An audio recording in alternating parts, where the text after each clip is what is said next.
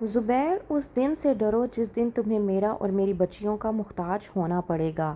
زبیر جو کہ زینت کی یہ باتیں یاد کر کے بہت روتا ہے۔ ڈرامے کے نیکسٹ ایپیسوڈ میں آپ لوگ دیکھیں گے کہ زبیر جس کے سامنے زینت آئی تو تھی لیکن وہ زینت سے معافی نہ مانگ سکا کیونکہ زینت زبیر کے کیے گئے عمل کی وجہ سے زبیر سے اور شہانہ سے اور مہتاب بیگم سے ڈر کر وہاں سے رکشہ لے کر بھاگ گئی۔ اسی بات کا دکھ زبیر کو ہے کہ زینت میرے سامنے ہوتے ہوئے بھی میرے پاس نہ تھی اور تم لوگ جو زینت کو روک سکتے تھے تم لوگوں نے زینت کو بالکل بھی نہیں روکا۔ مہتاب بیگم جو کہ زبیر پر ترس کھا کر زبیر کو آنکھوں کے ڈاکٹر کے پاس اس کی آنکھیں دکھانے کے لیے لے جاتی ہے تاکہ زبیر کی آنکھوں کا علاج کروا سکے۔ شہانہ اور مہتاب بیگم جب زبیر کو اپنے ساتھ ڈاکٹر سے واپس گھر لے جا رہے ہوتے ہیں تو راستے میں انہیں زینت نظر آتی ہے جسے دیکھ کر شہانہ اپنی ماں سے کہتی ہے کہ وہ مجھے زینت لگ رہی ہے، لیکن زینت جو کہ شہانہ اور مہتاب بیگم کو دیکھ کر گھبرا جاتی ہے اور رکشہ لے کر وہاں سے بھاگ جاتی ہے۔ زبیر جو کہ اپنی بہن شہانہ سے کہتا ہے کہ زینت کو روکو، مجھے اس سے بات کرنی ہے، مجھے اس سے معافی مانگنی ہے، لیکن تب تک زینت وہاں سے جا چکی ہوتی ہے۔ وہیں پر دوسری طرف جاتا ہے بھائی جی ستارہ کے پاس اور جا کر بتاتا ہے کہ جہانگیر تو اللہ کو پیارا ہو چکا ہے تو میرے ساتھ زیادہ ڈرامے بازیاں کرنے کی ضرورت نہیں ہے، جو میں تمہیں کہتا ہوں وہ کرو تو ہی تمہارے لیے بہتر ہوگا۔ جہانگیر کی موت کا سننے کے بعد ستارہ بے سدھ ہو جاتی ہے اور کہتی ہے کہ یہ تم نے ٹھیک نہیں کیا، تم نے آخرکار جہانگیر کو کیوں مارا؟ اس بات پر جب کہتا ہے بھائی جی ستارہ سے کہ میں نے جہانگیر کو نہیں مارا بلکہ اللہ کی طرف سے اسے موت آئی تھی اور وہ اللہ کو پیارا ہو گیا، لیکن ستارہ جو کہ بھائی جی سے کہتی ہے کہ بس بہت ہوا، میں بہت اچھے طریقے سے جانتی ہوں کہ تم نے ہی جہانگیر کو مارا ہے اور میں تمہیں اس کے لیے کبھی معاف نہیں کروں گی۔ بھائی جی جو کہ ستارہ سے کہتا ہے کہ میرے ساتھ یہ ڈرامے بازیاں کرنے کی ضرورت نہیں ہے، جتنا تمہیں کہا جا رہا ہے اتنا کرو تو ہی تمہارے لیے بہتر ہوگا۔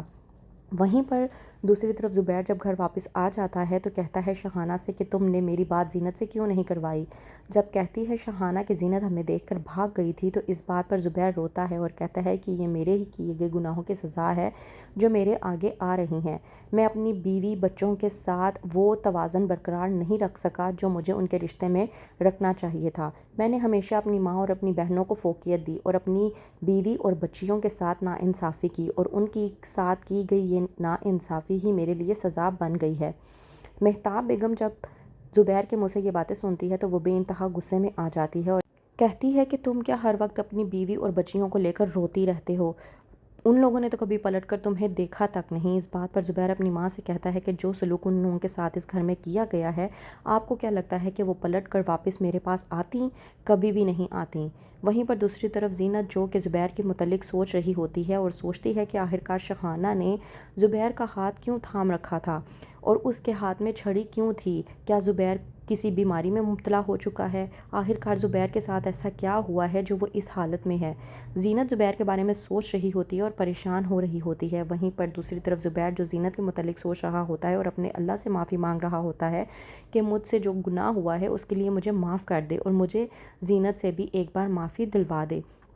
وہیں پر دوسری طرف جب بھائی جی کو کال آتی ہے اور بتایا جاتا ہے کہ آپ سے متعلق کوئی کھیل کھیلا جا رہا ہے تو وہیں پر بھائی جی اپنے گارڈز کو کہتا ہے کہ تیاری پکڑو، ہم لوگ اب مزید یہاں پر نہیں رہیں گے۔